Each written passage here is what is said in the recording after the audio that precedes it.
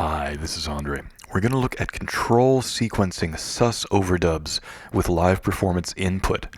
Control sequencing involves taking a sequencer or a drum machine or some other kind of MIDI recorder and playback device and having that control the EDP rather than the front panel, rather than using a MIDI foot pedal, rather than using a keyboard the way we did in the previous video.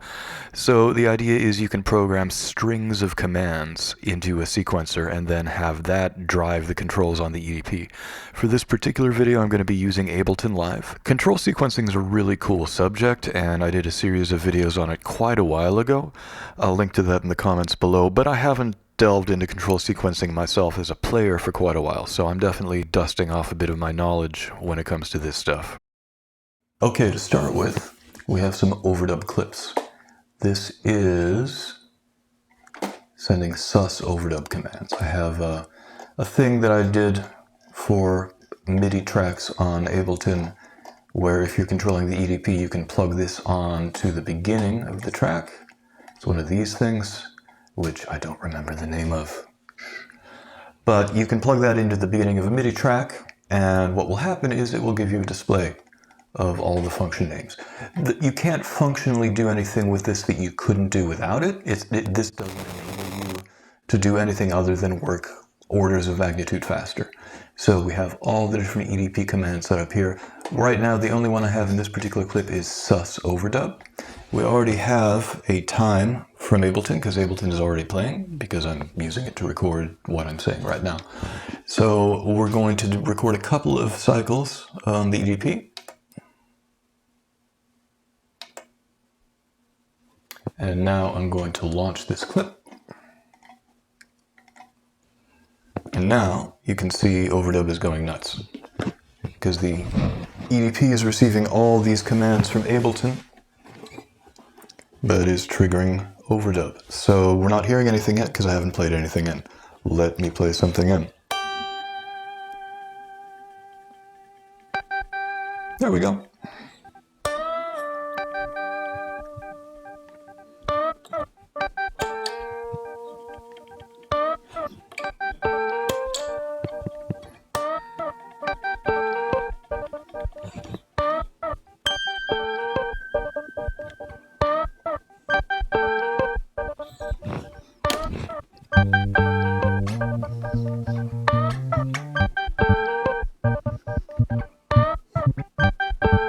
It's not bad.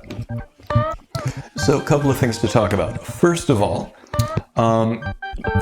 if you look at the length of this clip, it's not exactly the same as the EDP length. This is actually 3 measures long, but the EDP is set up to be 2 measures long. And that's deliberate. I did that because I wanted there to be a little bit of overdub shifting happening so that it wouldn't always overdub in exactly the same place. For comparison's sake, let's hear what that would sound like. I'm going to change the length of the clip. So now the clip is exactly 2 bars long, exactly the same as the EDP. I brought feedback down here to clear out the audio content of the loop. You can see it's still sending overdub commands. So now it's going to overdub exactly the same way each time. Let's listen to it just for comparison's sake, see how it sounds.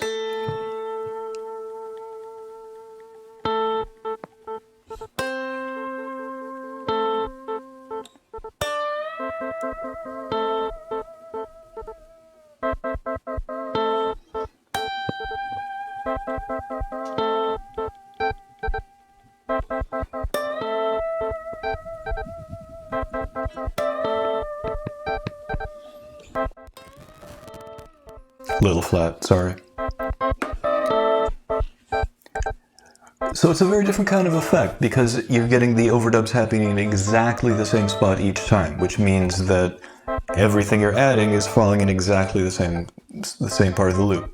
It's a cool sound, if I do say so myself.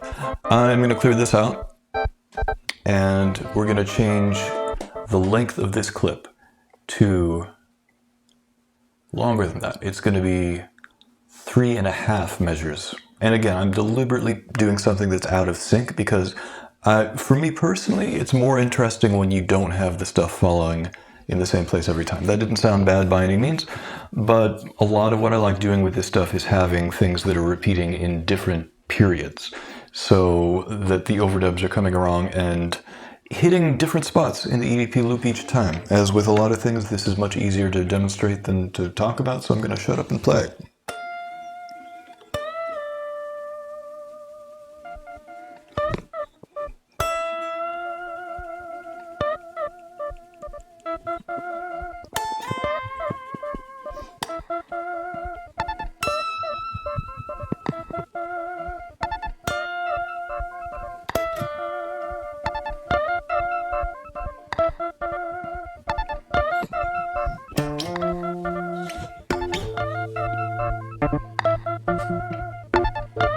So this already sounds a lot more interesting to me, just because there are different layers of things happening. There are some spots where certain overdubs were stacked on top of each other. There are other spots where you're just hearing one layer that was overdubbed, just because of the way that this clip is kind of phasing around the EDP loop. So that sort of thing to me is really interesting. Now, let's do this. We're going to switch to a different overdub pattern. Different overdub clip, I should say. I'm going to bring feedback down again just to clear this out. And you can see now this is a slightly different thing. It looks like it's a little busier. Let's find out. So I'm going to fire that clip and I'm going to play in a different key, I hope.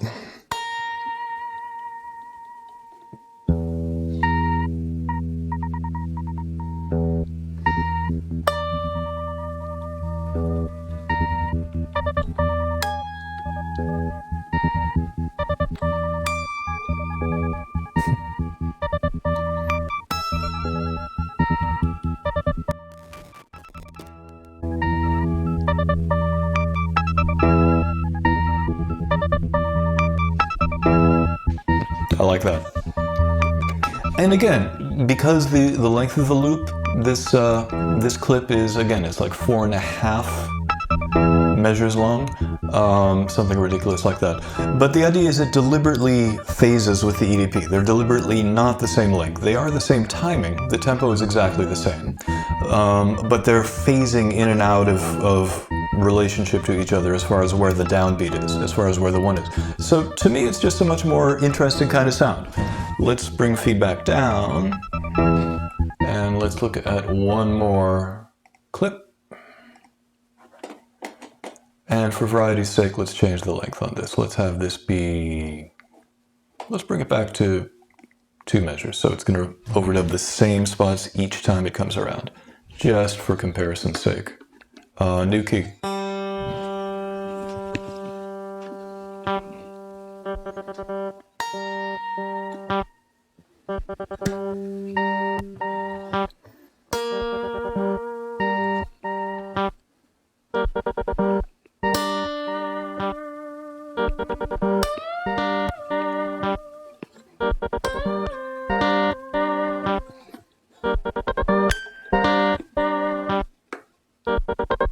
And it's a cool sound. It's a lot less complex, which is not better or worse, it's just less complex. I'm going to expand the length of the clip out to where it was, 4.5 beats long. Let's see what happens now.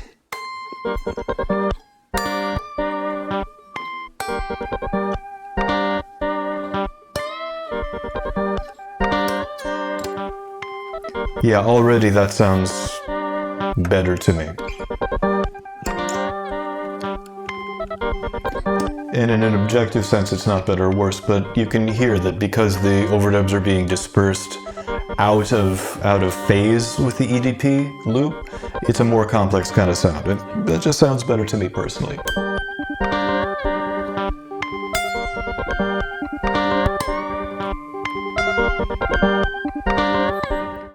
Control sequencing is a fascinating subject to me, but it's also a very big rabbit hole to potentially lose oneself in.